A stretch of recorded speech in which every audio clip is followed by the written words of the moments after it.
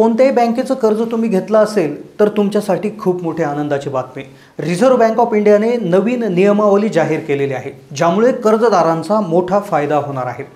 पूर्वी बँक जे अतिरिक्त दंड वसूल करत होती, इतर शुल्क जमा करून घेत होती, तर त्यांना आता चाप लागणार आहे। त्यांना आता पूर्णविराम मिळणार आहे। 1 एप्रिल 2024 पासून रिझर्व्ह बँक ऑफ इंडिया नवीन मार्गदर्शक तत्वे त्या ठिकाणी आणलेली आहेत आणि जी पूर्ण बँकांना, कोणत्याही बँकांना त्याचे पालन करणं हे बंधनकारक ठेवलं आहे।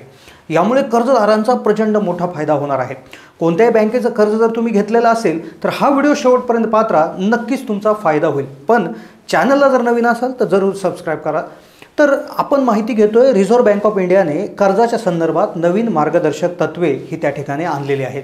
आता यामध्ये काय व्हायचं की जो काय EMI आहे किंवा कर्जाचा जो हप्ता आहे, जर जो भरण्यामध्ये जर लेट झालं, जर मुदतीच्या नंतर तो भरला गेला, मुदत झाल्यानंतर काही कारणास्तव मुदतीपूर्व तो भरला नाही, तर दंड ह्या बँक होत्या। तो दंड वेगवेगळ्या आकडेवारीनुसार, बँकांच्या विविध नियमांनुसार असायचा।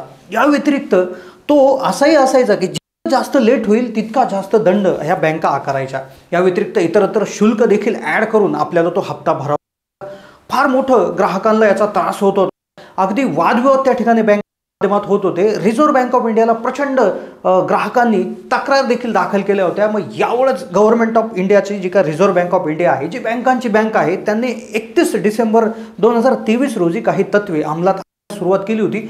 पण ते आता अखेर 1 एप्रिल पासून ती करण्यात आलेले आहे। त्यामुळे प्रचंड फायदा आहे। आता EMI जरी भरायचा चूक तरी दंड लागणार नाही। कोणत्याही अतिरिक्त शुल्काशिवाय तुम्ही तुमचं कर्ज आरामात फेडू शकता।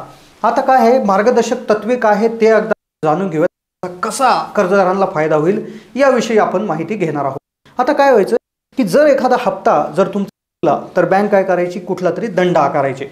RBIच्या असं आलं की हा जो काय दंड, या काय दंड आकारण्याचं कारण, दंड आकारण्याची जी रिझर्व्ह बँकेने इतर बँकांना दिली होती त्या एकच कारण होतं की कर्जदाराला शिस्त लागावी, अशा वेळेस हप्ता भरावा, हा त्याचा मुख्य उद्देश असायचा। पण बँकांनी त्याचा फायदा असा घेतला की तो जास्तीत जास्त दंड आकारण्याचा सपाटा लावला, जेणेकरून त्यांचं उत्पन्न वाढू शकेल। म्हणजेच काही बँकांनी हा दंड वसूल करणं हे त्यांची उत्पन्नाची बाजू असं गृहीत धरलं आणि प्रचंड दंड आकारायला सुरुवात केली। या व्यतिरिक्त विविध शुल्क त्या ठिकाणी आकारणे चालू केले आणि मग रिझर्व्ह बँकेने असं एक मार्गदर्शक तत्व बनवलं आहे की दंड आता कुठल्याही प्रकारे आकारता येणार नाही।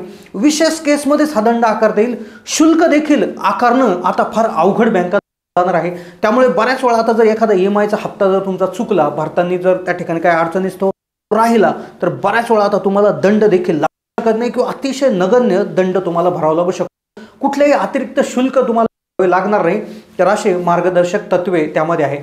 खडसावून बँकेला रिझर्व्ह बँक ऑफ इंडियाने सांगितलेले आहे की दंड भरणं किंवा ज्या काही शुल्क लावणं हे शिस्त लावणं त्या ठिकाणी पद्धत होती, पण त्याला उत्पन्नाचा मार्ग बनवणं हे साफ चुकीचं आहे।